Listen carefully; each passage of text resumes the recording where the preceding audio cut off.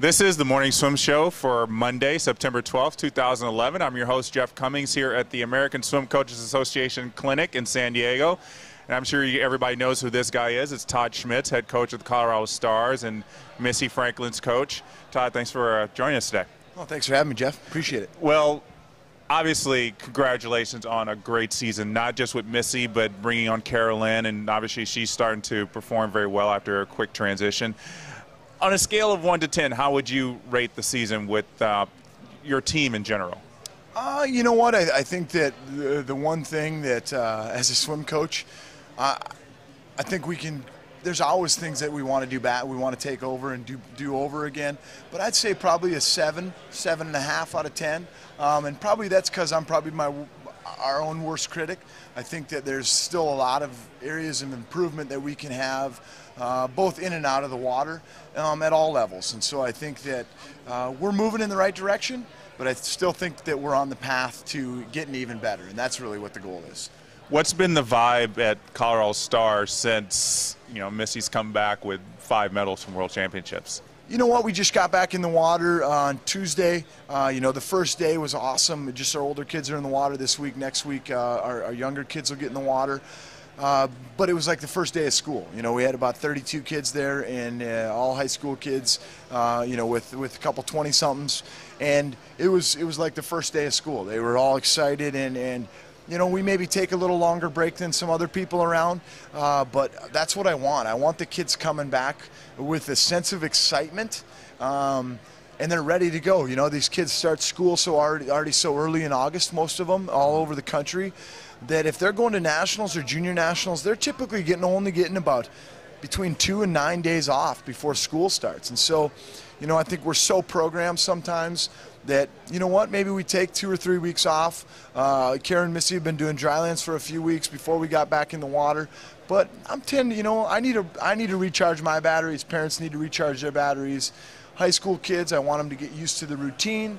And then we kind of throw some other curveballs at them, like getting back to swimming and being tired and still having to do homework and all those things. But I kind of have a sinking feeling that you were ready to get right back into it after seeing what everybody did. You were ready to get back to work right away. Without a doubt. I think that I don't think that we haven't achieved what we want to do, be it as a team, be it individually, Missy, Kara. There's still things out there, and I think that's the awesome thing about swimming is that I don't know of anybody, and I know certainly in my own personal life, anybody that achieves every goal that they ever set out to do. But the best thing about that is that's what makes you get back in the water the next day and want to do it. Kind of like what you're doing right now, coming back, like whatever it is, but there's something in your mind that says, you know what, I'm going to get back in tomorrow because I still think I can get better. Mm-hmm. And I still think I can make these kids better. And so you're exactly right. I woke up on Tuesday morning excited for workout. It was kind of like I was going on a big trip and you got those butterflies in your stomach. Looking ahead to the season, is there anything that you think that you're going to say, we're going to do this radically different because it's the Olympic year, or are you going to pretty much stay on what you already kind of planned out for this quadrennium? You know what, and we're pretty much staying on course. We had a great, successful 2011 long course season, but the way we kind of designed things is we actually traveled more last year than we're going to travel this year. Because of familiarity at home, and the Olympic trials is already the longest meet we have in the U.S. And then if we go to training camp and when we go to the Olympics, it's a long process. So last summer was kind of my mentality that, like, I want to prepare my athletes for maybe not just the Olympics, but going to college or whatever, and we're going to travel and have to deal with some of those uncontrollable, staying in a hotel, staying with a roommate, food that we maybe not like. And then this summer kind of keeping it a little closer to home, still going to some Grand Prix meets, but still kind of, really, like Greg Troy said the other night, staying focused and getting the work done, because I think that there is some work that we need to do, and we know what it is now, and so we're kind of like, okay, we can have a few distractions, but we want fewer than the last year. The last time we had you on the show, you were just getting ready to go over to Shanghai with the World Championship team. Give us an idea of what it was like to be on your first international major coaching squad? Yeah, you know what? Being on the Pan Pac staff last summer, it was obviously different being in Irvine, California. When we went to training camp, we jumped in a bus and drove down the street, you know, to a different hotel. So you didn't have to deal with a lot of the unknowns, be it the Chinese food or the language barrier or 14 hours of travel. You're exactly right. So I got a lot from last summer, but this summer was an awesome experience. Flying to Australia for a week and a half. You know, I just caught myself on deck on a daily basis, and you know, the kids, we usually run doubles every day, and the kids have what, you know, they do their own plan. And so some days Karen and Missy would only swim or work out in the morning, and so then in the afternoons I'd just go to workout, and I would just kind of walk around the pools. And we had a short course pool going and a long course pool going, and I would just listen to Bob Bowman deal with his athletes, or Greg Choi, or, you know, like just walk over to John or Banachek and say, hey, what are you doing today? And he'd show me a copy, and you know, and then we just start talking. And like those, you know, like I was saying, those are the learning opportunities that I want to take advantage of. Those are some of the best conversations, where you just spur of the moment, have a conversation, and they throw little, what I like to call nuggets at you that that you're not going to get in any can talk at any place. You got to just be around, and they're just going to throw it at you. Now, on a typical day at the training camp and at the World Championships, what % of your focus was on Missy and Kara, and how much was on the other athletes, because you were there as an assistant women's coach, so you weren't there as you weren't just there as a personal coach? Yep. You know what, and that's what I love about the U.S. staff. You know, like a lot of other countries, there's a lot of personal coaches, and I think that affects the dynamic. I mean, having Jack Bowerly as the head women's coach, it was phenomenal. You know, Jack, Terry, myself, John, we got along so well. We had phenomenal conversations from like the third day of training camp. We sat down and had our first preliminary talk about relays, and you know, being the new guy on the staff, you never know how they're going to deal with it, and are they going to take your opinion, and it was such an honest and open conversation that it was awesome, because I walked out of it going, wow, we were, and rightfully so, we're all on a staff and we all have something input, and so like we all know things, and just because so-and-so's not my athlete, maybe I've seen something, or, you know, so I looking at that opportunity, the women's staff, really, we just helped each other out. You know, we obviously having anywhere from a 100 flyer all the way up to a distance swimmer, you have a wide variety when you have 20-something athletes. And so just having those 4 coaches, and really all the coaches on the staff, just not the women's staff, we all help each other out. We all coach co-ed, most of us. And so it's like, hey, you need a time, just, you know, the kids all know it. And by about the third day, they all know each other. And so if you know, Ryan Lochtey's standing on the block and Greg's down talking to somebody else, he has no problem yelling at me and go, Todd, get my time in this 50.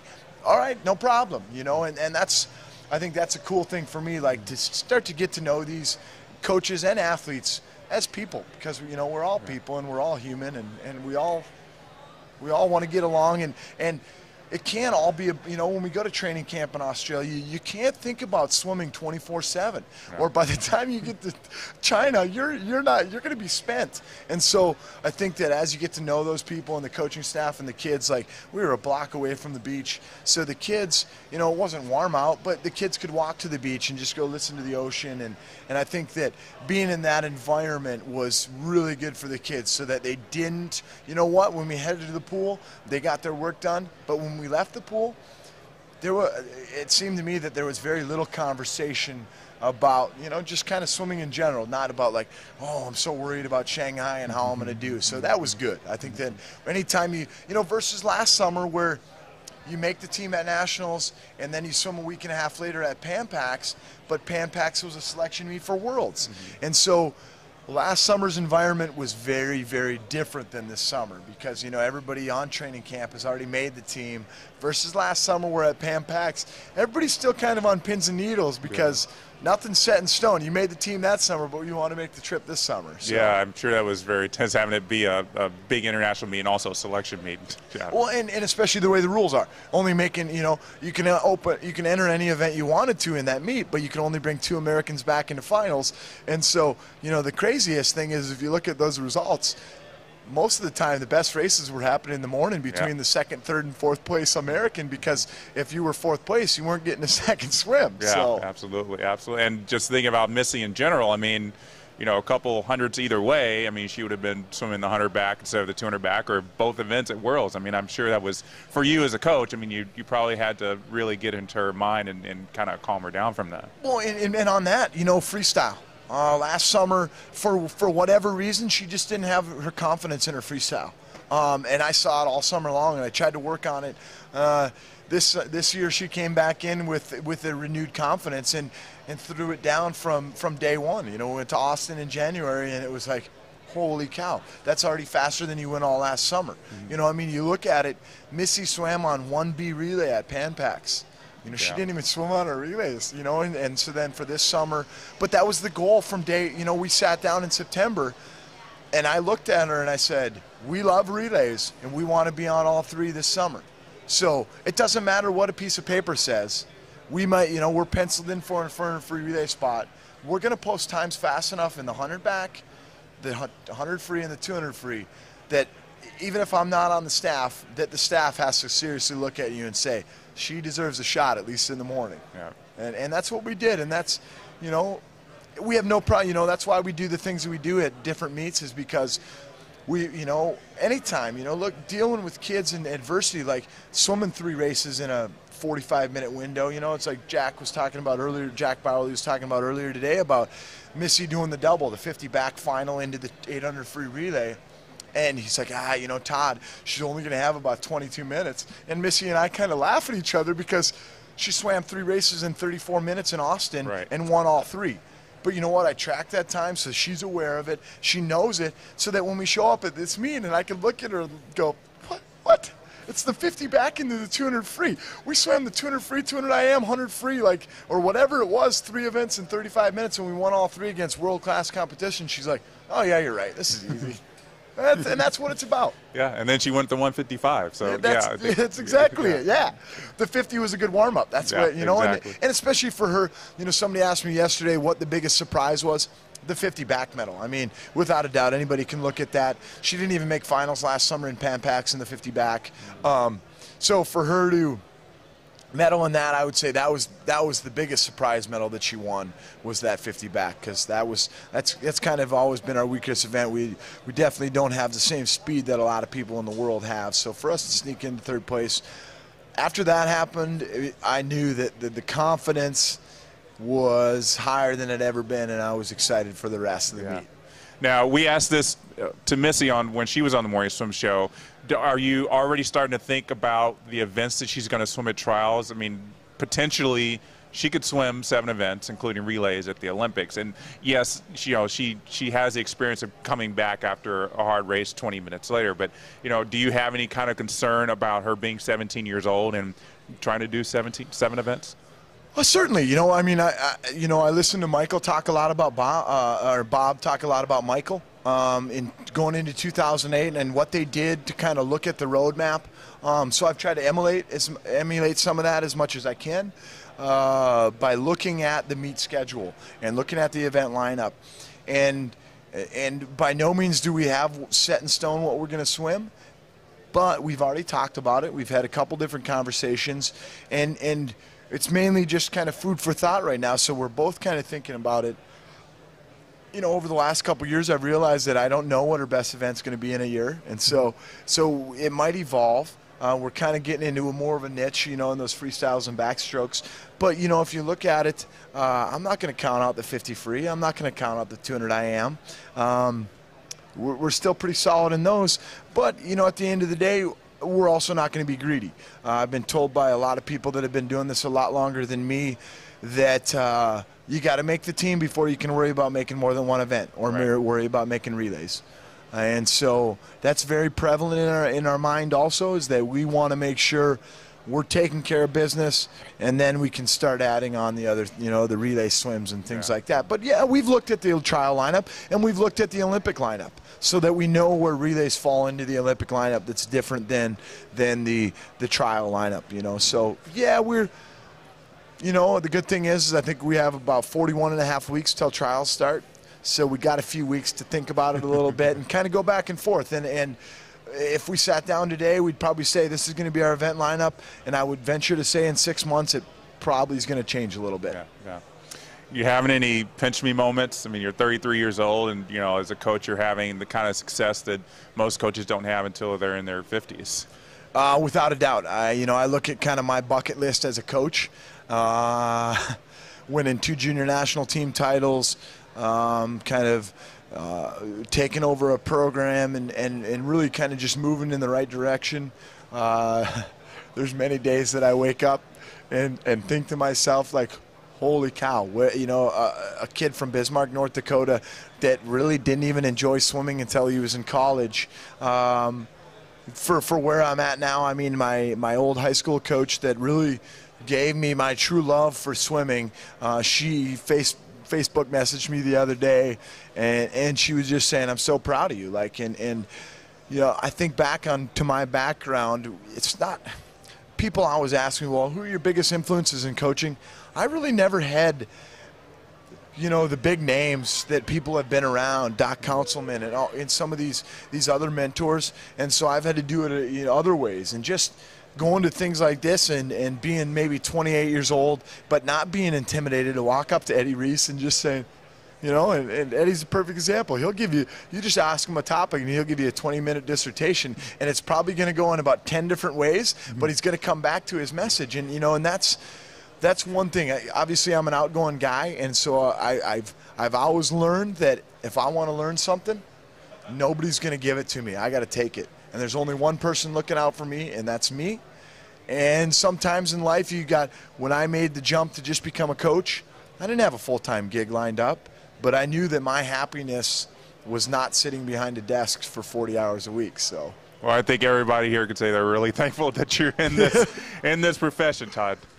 Well, yeah, and to hear the kind words that have been said about me the last couple days and at Nationals from some of the most world-renowned coaches, those are pinch me moments without a doubt. Listening to Bill Rose and Jack Bowerly talk about me for a couple minutes each, I talk about them that way, and for them to say that I can teach them something, like, that's awesome. And that's what's cool about American swimming, is that we're really good about feeding off each other, and it goes back to just even like the morning swim show. I look at over the last few years how many episodes I've watched, and I think back of when we didn't have this, it's such a, for the swimming geek in me, it's such a great outlet to and it's not just swim coaches, it's athletes and triathletes and it's everything in it, even listening to something that's not a swimmer or a master swimmer, it makes you think outside the box, and there's, you listen to a 60-something-year-old and they're still having fun. It's hey, how can I take that and translate that back to what I'm doing? I don't care if it's swimming or life or parenting, You heard it first, people. Morning swim shows helping Todd Schmitz with his better coaching. We like that. Yeah, exactly. It's true. All right, Todd. Thanks so much for joining us. And again, we're going to obviously be keeping our eye on you, as well as Missy and Kara and everybody else at Colorado Stars. Well, thank you guys for all your support. I really think you guys do a great service for the swimming community. It's our pleasure. Thanks, Jeff. All right, so that's the Morning Swim Show for Monday. We'll be back tomorrow with another interview from the ASCA Clinic in San Diego. See you then.